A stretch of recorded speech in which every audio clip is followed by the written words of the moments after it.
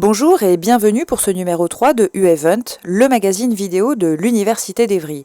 Un numéro spécial avec une mise en lumière sur la Chine dans le cadre du festival culturel universitaire baptisé Ombres et Lumières.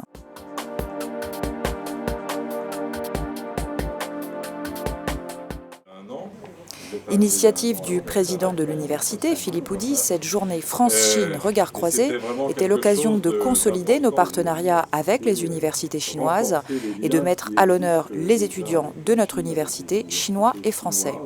Point d'orgue de la manifestation, la visite du représentant de l'ambassade de Chine en France, M. Wu, agréablement surpris et par notre invitation et par l'organisation de cet événement dédié, il a tenu à souligner tout particulièrement l'importance de renforcer la coopération bilatérale entre nos deux pays au service de nos étudiants. Une mission que Liliane Sens a à cœur de développer au sein de notre établissement. Il fallait absolument rendre intéressante cette journée pour qu'elle soit à la fois actée par les étudiants, pour les étudiants avec les étudiants.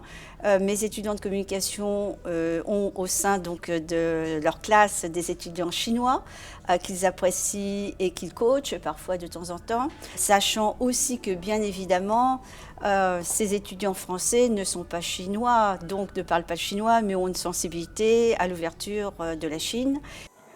Une ouverture qui s'est remarquablement illustrée par une initiation à la calligraphie.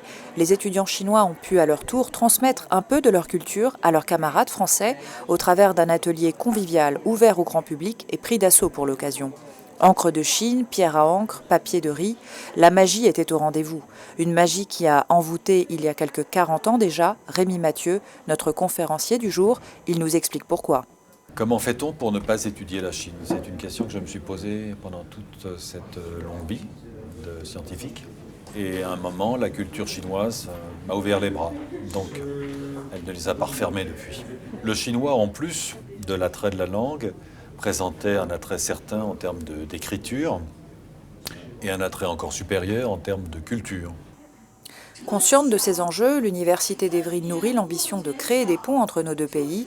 Le partenariat avec l'Université du Shandong en témoigne, mais la lecture croisée de poèmes français et chinois pour laquelle les étudiants ont travaillé de concert en est un bel exemple. Traduction du poème Aurore Pincani. Au sommeil du printemps, oubliez l'aurore. Voici que les oiseaux chantent de toutes parts. Cette nuit, oui, c'est le vent et la pluie. Qui sait combien de fleurs sont maintenant tombées. Pour nos étudiants français, ces échanges représentent une opportunité unique d'élargir leur horizon en se nourrissant d'une culture encore méconnue et lointaine, de quoi leur offrir des perspectives en Chine sur le plan professionnel. Les étudiants chinois apportent leur expérience, leur façon de penser, leur façon de travailler aussi, leur façon de concevoir le monde, leur conception des relations à la fois entre hommes et femmes d'une part, et d'autre part, leur notion de la hiérarchie sociale. C'est une chose qui nous échappe pour partie. Or, je l'ai rappelé au cours de cette conférence, la société chinoise est une société traditionnellement hiérarchisée. Par exemple, le rapport de professeur à élève, ou disons à étudiant, puisqu'on est en faculté, est très différent de ce qu'il est en Occident, en particulier en Europe.